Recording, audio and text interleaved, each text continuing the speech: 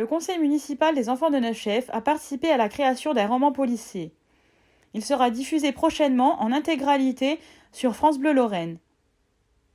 Monsieur Driuti et Madame Muller, adjoint au maire, nous exposent le projet. Bonjour, donc Daniel Driuti.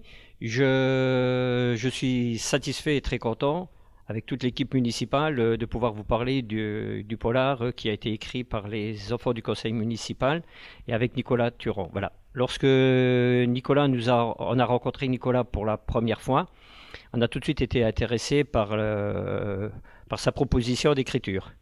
Suite à cette rencontre, la question qui s'est posée, c'était avec quelle partie de la population le polar allait être écrit. Mais très rapidement, on s'est orienté vers les enfants du conseil municipal.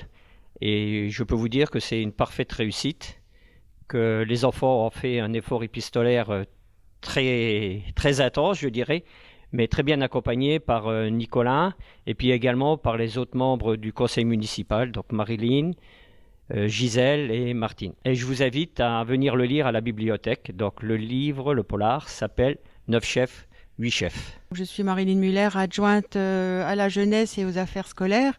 Comme l'a dit mon collègue Daniel Driuti, l'action polar a été déclenchée par une proposition donc de Nicolas Turon au niveau de la mairie. Nicolas Turon, c'est un écrivain qui a fait plusieurs polars dans la vallée et même un petit peu plus loin. Toute une série de polars. Et donc, il a proposé de venir rencontrer les enfants du conseil municipal des enfants à Neufchâteau. Ils sont donc 10 actuellement. Il y a eu un gros travail d'écriture pour trouver un fil conducteur à une histoire qui pourrait se faire sur Neufchâteau.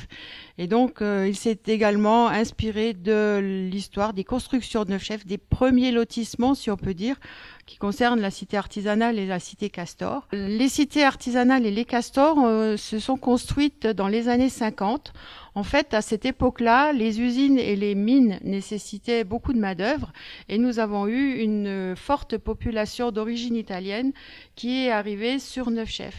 Pour les aider, le patron de Wendel à l'époque a fourni donc les terrains, fourni le matériel, les agglos, le ciment, etc. Les adultes ont construit leurs maisons eux-mêmes. C'est pour ça qu'on appelle ces maisons les castors.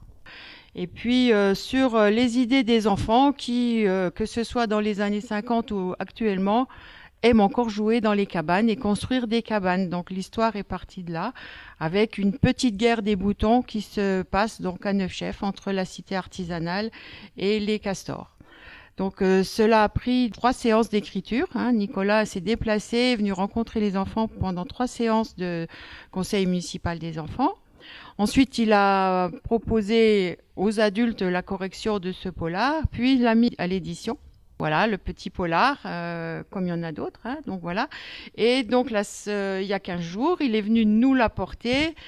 Et avec les enfants, voilà, il y a une partie de lecture qui a été faite et surtout, il a dédicacé à chacun d'entre eux avec un petit mot sympathique. Je trouve que Nicolas est très psychologue, il a su cerner tous les enfants avec leurs qualités, leurs défauts et il y a eu une super ambiance. Et donc aujourd'hui, nous nous déplaçons à Radio France Bleu pour enregistrer ce polar en podcast. Et ces podcasts seront diffusés donc la saison d'été, en juillet et en août. Comme nous l'a précisé Madame Muller, les enfants ont été enregistrer leurs textes à Metz. L'occasion pour eux, lors de la visite des locaux, de découvrir le fonctionnement d'une chaîne de radio. Ou à la maison, la fréquence France Bleu. Si c'est rouge, vous entendez exactement ce qu'il est en train de dire. Vous pouvez regarder par la fenêtre, c'est Raphaël là. Ah voilà, là c'est coupé. Ça veut dire qu'on a lancé un disque ou qu'il y a des choses, le micro n'est pas allumé. Et ça c'est Raphaël, vous voyez. J'ai été content de passer à France Bleu. C'est comme si on était dans un hôtel. Franchement, c'était sympa. On avait fait chacun notre tour. Je trouvais que c'était très intéressant. On avait tous envie de y aller. On a imaginé notre histoire, on y a pensé, on a vraiment beaucoup réfléchi, on y a mis du cœur, parce qu'on s'est dit que ce serait bien. Après, avec tout ça, moi je me dis que c'est une belle expérience. J'ai fait une belle rencontre avec Nicolas, donc notre sœur, Je trouvais qu'elle était très sympa. Et j'ai bien aimé en fait ce qu'on a fait ensemble. Et puis le livre. Le livre, j'ai bien aimé, 9 chefs, 8 chefs. Alors honnêtement, ceux qui ne l'ont pas, il faudrait qu'ils le voient parce que honnêtement, ça regorge bien des souvenirs dans notre ville. Donc honnêtement, je pense que ceux qui y habitent depuis très longtemps, quand ils étaient enfants là-bas, et ben je pense qu'ils vont bien aimer le livre, ainsi que comme nous qui sont des CM1, CM2. L'idée d'écriture de Polar en Moselle a été imaginée et mise en place par l'auteur et metteur en scène Nicolas Turon. Tout est parti d'une blague qu'on a faite sur Facebook avec des amis, où on s'est amusé à parodier des titres de polar en essayant de faire un jeu de mots dans chaque titre avec une commune de Moselle. Donc il y avait Borny to be alive, Merci pour ce moment, Gorge profonde à bouche porne, enfin plein de titres assez chouettes. Et on s'est dit ça serait quand même cool d'en écrire quelques-uns. Et France Bleu Lorraine à Metz a dit si vous en écrivez 8, on en fera des podcasts. Et donc j'ai écrit 8 polars avec des communes qui ont participé et qui vont devenir des podcasts sur Radio France.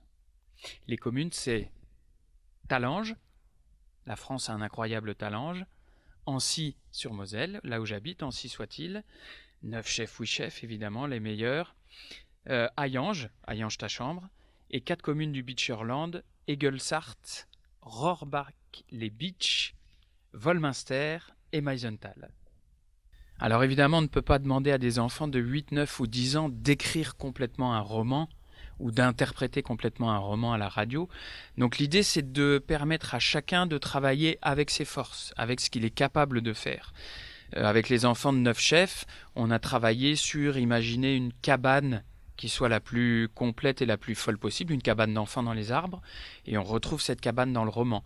Ils ont travaillé sur des petits portraits qu'ils ont fait les uns des autres, et ça se retrouve dans le roman. Donc il y a des petites choses des enfants dans le roman policier. Et surtout, on les retrouve en tant que personnages dans l'histoire, et aujourd'hui à la radio, ils sont donc venus enregistrer chacun le texte de leur personnage.